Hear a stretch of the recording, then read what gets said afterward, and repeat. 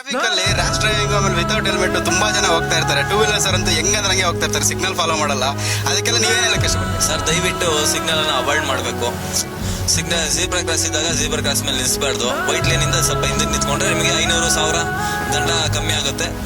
ಆದಷ್ಟು two wheeler request ಏನಂದ್ರೆ ನೀವು ಸಿಗ್ನಲ್ ಜಂಪ್ ಮಾಡಬಾರ್ದು. ಸಿಗ್ನಲ್ ಜಂಪ್ ಮಾಡಿದ್ರೆ ನಿಮ್ಗೇನೆ ಆ ಕಡೆ ಸಿಗ್ನಲ್ ಬಿಟ್ಟಾಗ 4 ಕಡೆ ಸಿಗ್ನಲ್ ಬಿಟ್ಟಾಗ ನಿಮ್ದೇ ಪ್ರಾಣ ಹೋಗೋದು.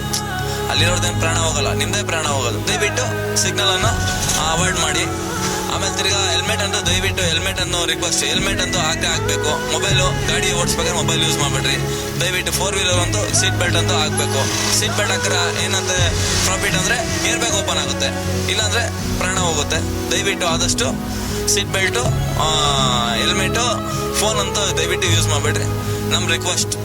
ಇವಾಗೆಲ್ಲ ಪೊಲೀಸ್ ಇಲ್ಲಾಂದ್ರೆ ಟ್ರಾಫಿಕ್ ಅವಾಯ್ಡ್ ಮಾಡಿಸೋದು ಎಲ್ಲ ಮಾಡ್ತಾ ಇರ್ತಾರೆ. ಆದ್ರೂ ಹೆಲ್ಮೆಟ್ ಇಲ್ಲದೆ ಇಲ್ಲ ರ್ಯಾಶ್ ಡ್ರೈವಿಂಗ್ ಮಾಡ್ಕೊಂಡು